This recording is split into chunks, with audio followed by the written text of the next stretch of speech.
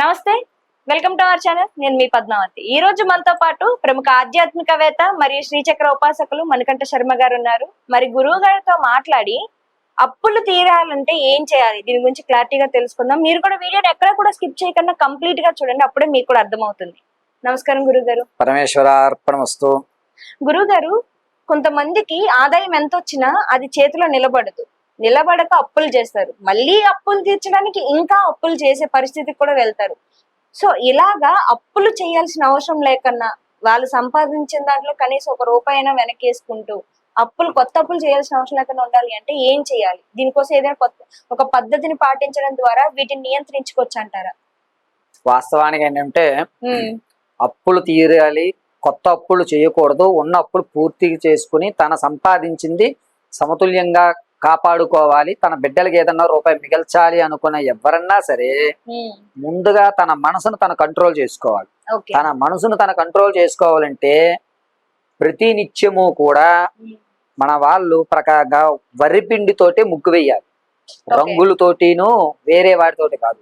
చీమలు తినడం వల్ల చంద్రగ్రహానికి అనుగ్రహం కలుగుతుంది. చంద్రుడు మనసును ప్రశాంతంగా ఉంచేటువంటి గ్రహం కాబట్టి బియ్యం గాని మన వాళ్ళు ఏమంటారంటే అన్నదానం చేయండి. అన్నం తెల్లగా ఉంటుంది, బియ్యంతో సమతుల్యమైనటువంటిది.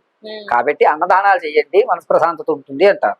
కాబట్టి మీరు ఏదన్నా బ్రాహ్మడికి బియ్యం దానం చేయడం, నిత్యము కూడా ఉదయము సాయంత్రం దీపారాధన చేయాలి. ఉదయము సాయంత్రం మీరు ఆఫీసు 9ంటికి రండి, దీపం పెట్టుకుని మీరు భోజనం ఆచరించండి. అదేనా సమయం అనుకూలం ఏమి లేదు. మీరు ఎన్ని గంటలకు వచ్చినా సరే సాయంత్రం దీపం పెట్టండి.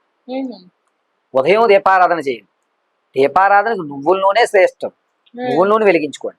తదనంతరం లక్ష్మీదేవి యొక్క గవ్వల్ని ఇంట్లో ఒక చిన్న పాత్ర తీసుకుని 11 లక్ష్మీ గవ్వలు, 5 గోముఖ చక్రాలు, 4 మిరియపు గింజలు, అదే విధంగా మనకి ఈ సైజులో అంటే మరీ పెద్దగా కాకుండా చిన్నగా కాకుండా మీడియం సైజులో గురువింద గింజలు దొరుకుతాయి. ఎర్రటివి 11, తెల్లటివి 5. ఇవి దీంతో పాటుగా కాస్త ఉప్పు కనిక ఒక పాత్ర లాంటి దాంట్లో వేసుకుని మీ దేవుడి మందిరంలో ఆగ్నేయం వైపుగా పెట్టుకోవాలి. అలా పెట్టుకుని ఉదయం సాయంత్రం దీపారాధన చేయడము. అదే విధంగా ప్రతి నిత్యము కూడా మంగళవారం శుక్రవారం నియమం కాదు, ప్రతి నిత్యము కనకదార స్తోత్రాన్ని పఠించగలిగితే ఖచ్చితంగా మీ డబ్బులు నిలబడతాయి. ఎప్పుడైతే డబ్బులు నిలబడ్డాయో చంద్రుడికి మీరు బియ్యం ఎప్పుడైతే ప్రతి బుధవారం రోజు బియ్యం దానం చేయండి బ్రాహ్మడికి, లేదా అన్నం వండి కుక్కలకి పెట్టండి, లేదా దద్దోజనం చేసి ఈశ్వరుడికి నైవేద్యం పెట్టండి. ఈ 3 పనులు ఏదైనా ఒక పని ప్రతి బుధవారం కంటిన్యూగా చేసుకోండి. 6 నెలలు చేయగలిగితే కొత్త అప్పు కాదు, పాత అప్పు తీరడానికి నేను చెప్పిన విధంగా చేయడం వల్ల డబ్బు నిలబడతాయి కాబట్టి పాత అప్పు తీరిపోతుంది. కొత్త అప్పు చేయకుండా ఈ బుధవారం ప్రక్రియ చేయండి.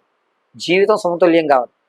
ఇన్వెస్ట్మెంట్ ఖచ్చితమైనగా వచ్చిన డబ్బుని దేని మీద ఇన్వెస్ట్మెంట్ పెట్టి నష్టపోకుండా ఉండాలి అనుకుంటే కనుక సాయంత్రం వేళ ఖచ్చితంగా నృసింహ మంత్రం వింటూ, ఉగ్రం వీరం మహావిష్ణు ఆ మంత్రం వింటూ మీరు ఏదన్నా ఓ చక్కెర పొంగలనో లేకపోతే 2 చపాతీలనో చేసి కుక్కలు పెట్టండి. కుక్కలకి ఇంత లేట్ అయినా పర్వాలేదు. ప్రతి ఆదివారం ఈ పని చేసుకోవడం చాలా మంచిది.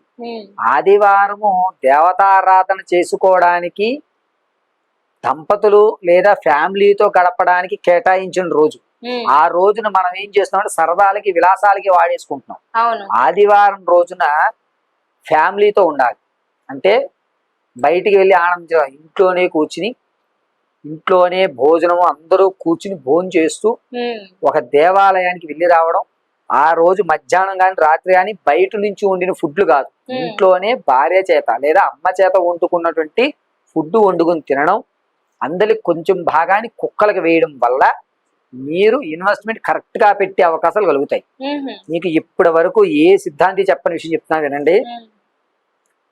ఏ రోజు అర్చన చేసినా చెయ్యకపోయినా, ఏ రోజు దేవాలయానికి వెళ్ళినా వెళ్ళకపోయినా, ఆదివారం రోజు ఉదయం 5:30 గంటలకు నువ్వుల నూనెతో దీపారాధన చేసి కనకధారా స్తోత్రాన్ని ఆదివారం రోజు చదవగలిగితే లేదా విన్నా, అక్కడి నుంచి 9:30 వరకు కూడా ఫ్యామిలీ అందరూ కూర్చుని మీకు నచ్చిన ఫుడ్ ఇంట్లోనే వండుకుని తినండి. మధ్యాహ్నం వేళ లేదా టిఫిన్ చేయడానికి తర్వాత కానీ టిఫిన్కి ముందు కానీ ఏదన్నా ఫ్యామిలీ మొత్తం గుడికి వెళ్ళండి. మీ దగ్గరలో ఉన్న గుడికి వెళ్ళరండి. వచ్చి ఇంట్లో మీకు కావాల్సిన పదార్థం వండుకుని తినండి. సాయంత్రం వేళ సరదాగా ఎక్కడికైనా బయటికి వెళ్ళండి. మళ్ళా సాయంత్రం ఇంటికి వచ్చిన తర్వాత కాళ్ళు చేతులు కడుక్కుని నోట్లోంచి నీళ్లు పుక్కిరించి ఊసి నృసింహ మహామంత్రాన్ని 108 సార్లు వింటూ ఓ చపాతీ చేసి కుక్కలో పెట్టేయండి. మళ్ళా ఇంట్లోనే భోంచేయండి. ఇలా కనుక మీరు 11 ఆదివారాలు చేయగలిగితే ధనం స్టాండర్డ్గా ఇంట్లో ఉంటుంది. ఆదివారం భగవత్ ఆరాధన ఫ్యామిలీ కేటాయించి ఇంట్లోనే మీరు ఆనందదాయకంగా ఉండగలిగితే 11 ఆదివారాలు ధనం ఖచ్చితంగా మీ ఇంట్లో తాండవం చూస్తుంది. నిజంగా గురుగారు చాలా చక్కగా వివరించారు. మీరన్నది కూడా పాయింటే.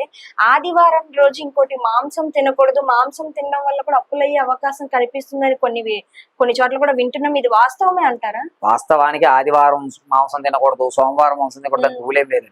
మీకు ఎప్పుడు తినాలనిపిస్తే అప్పుడు తినేయండి. కానీ ఆదివారం రోజు ఇంట్లోనే కూర్చుని ఇంట్లో వారు మాత్రమే భోజనం చేసి ఇంట్లోనే ఉండడం శ్రేయస్కరం. అంతే తప్ప రెస్టారెంట్లకి బయట దోసుల బండ్లకి ఇక్కడది కాదు. ఏ రోజు ఏ పదార్థం తిన్నా సరే నియమంగా ఖచ్చితంగా ప్రాకారంగా ఏమిటంటే ఇంట్లో ఆదివారం రోజు గడపడమే అవకాశం. ఇది మించి ఇంకొక ప్రయోగం లేదు. బంధువుల ఇంటికి వెళ్తారా, వెళ్ళండి, కానీ మీ ఇంట్లోనే మీరు భోంచేయండి. బయట ఎక్కడ తినకండి. ఆదివారం మీరు మాంసమే తినాలి, ఇంట్లోనే వండుకోండి. మీరు ఆ రోజు చేపలు తిందాం ఇంట్లోనే వండుకోండి, పప్పు తిందాం ఇంట్లోనే వండుకుని తినండి. బయట ఆదివారం రోజు 11 ఆదివారం చేసి చూడండి, పోయిందేముంది. అద్భుతమైన ఫలితం అయితే మాత్రం ఖచ్చితంగా కలుగుతుంది. చాలా చక్కగా వివరించారు గురువు గారు. లక్ష్మీదేవి గురించి అప్పులు తీరాలంటే మనం ఏం చేయాలి అదంతా కూడా చాలా చక్కగా వివరించారు. ప్రతి ఒక్కరికి కూడా ఉపయోగపడే విషయం ఇదంతా కూడా. ధన్యవాదాలు. పరమేశ్వరార్పణం.